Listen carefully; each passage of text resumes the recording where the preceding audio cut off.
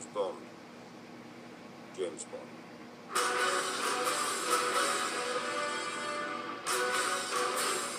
In Casino Royale, you see a raw, younger Bond. You understand how he got his 00 status. If I was so sure, I would bet. You just had to double O. Which comes from having 2 kills. The first is to a station chief who's been selling secrets. And the second is to a spy that he tracked down to some lavatories in Pakistan.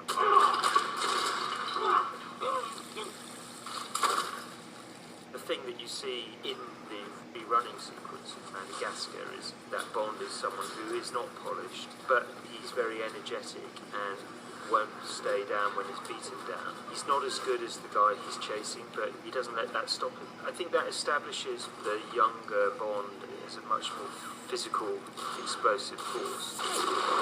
So he kills the bomb maker that he's chasing, and that gives him a clue to Le Chiffre, who's the banker to the world's terrorists. Bond is sent as the service's top or best poker player to a high-stakes poker game in Montenegro to defeat Le Chiffre, bankrupt him, which would mean he'd have no choice but to run into the British intelligence's arms and tell them everything he knows. On the way to Montenegro, he meets the woman from the Treasury who's looking after the 10 million stake that he's been given by the British government.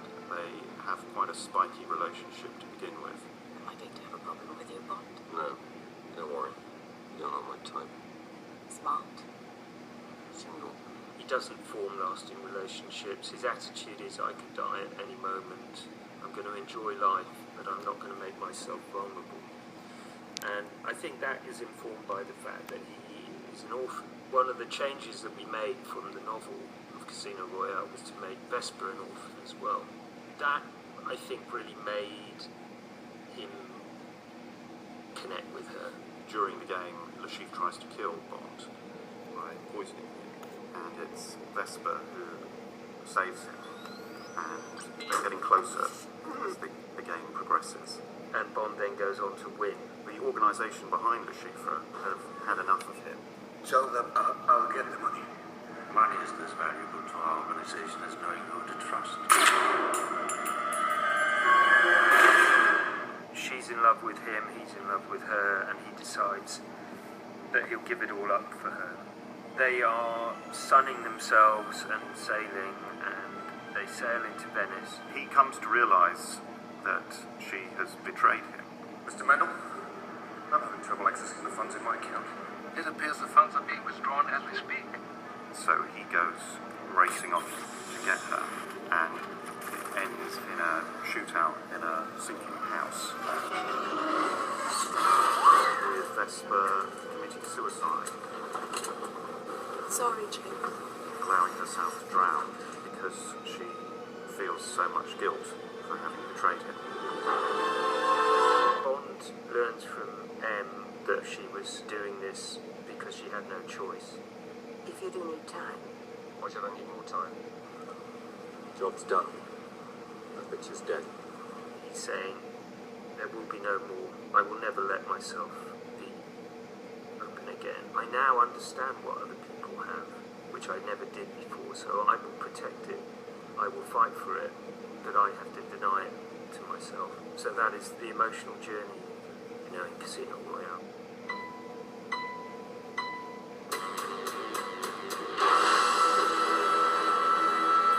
Quantum of Solace was originally Casino Royale Part 2.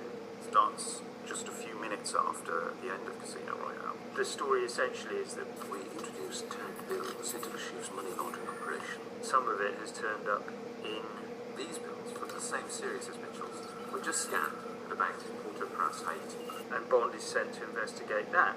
Name check. Dominic Green.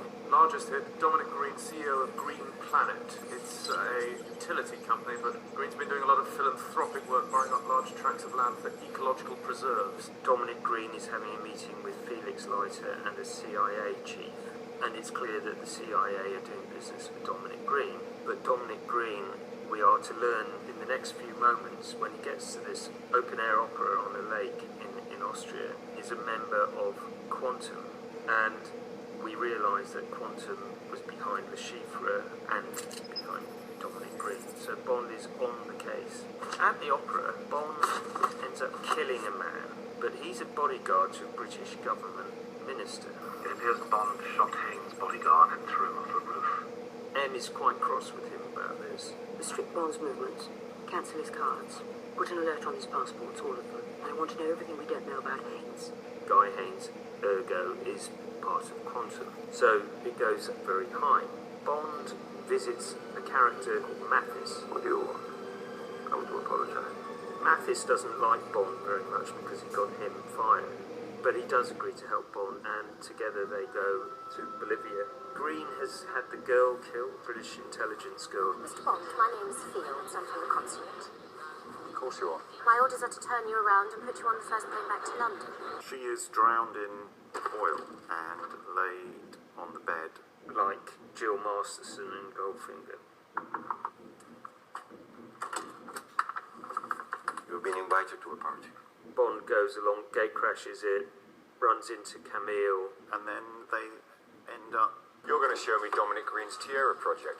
in a plane, jumping from the plane. She was doing some sort of geological survey, I think.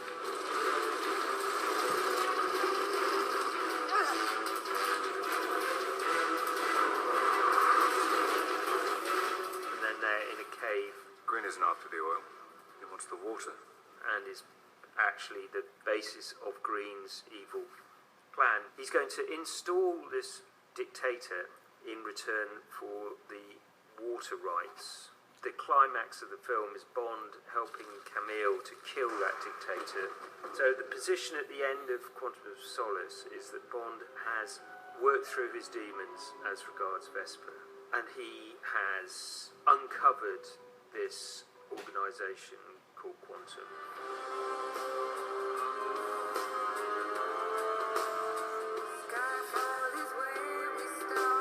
In Skyfall, we find Bond in Istanbul on the track of a man who has taken a hard drive that contains The agents who are embedded in terrorist organisations. who Bond chases onto the top of a train, and he is close to getting the hard drive off the guy. Moneypenny, she's been following, she's told to take a shot. I may have a shot. It's not clean. I can't. I may hit Bond. Take the bloody shot. And Bond goes flying off the train and lands in a river so far down that you would never expect him to be alive ever again. Bond is dead, and M writes his obituary. She's now in deep trouble, and her judgment has been called into question, so much so that she's going to be retired by a rather unpleasant character called Mallory. Meanwhile, Bond is alive. He turns up uninvited in her apartment. And basically, he is not welcomed back with open arms. He is welcomed back with deep suspicion because he's been away. So he's evaluated, put through lots of tests, and believes that he is passed. Raoul Silva is an ex-agent himself who was, as we will learn, given up by M when Hong Kong was being handed back to the Chinese, and is intent on getting his revenge on her. He's the man who had the hard drive stolen and has been releasing the identity of some of these spies, and they've been being executed. He has it in for M, but Bond captures Silver. Which is what Silva wanted, because that will bring him closer to M. Silver escapes as planned, and Bond basically decides he's going to take M away and drives her to the home that he grew up in, an old hunting lodge in Scotland called Skyfall. His objective is not so much to save M, it's to kill Silver, because he's been killing a lot of people in the attempt to kill M. So, in an enormous shootout up at Skyfall, Bond manages to kill Silver, but unfortunately, M has been mortally wounded by him, and she dies in Bond's arms. After the funeral, Bond meets the new M, Gareth Mallory, and Bond is ready to get back to work again.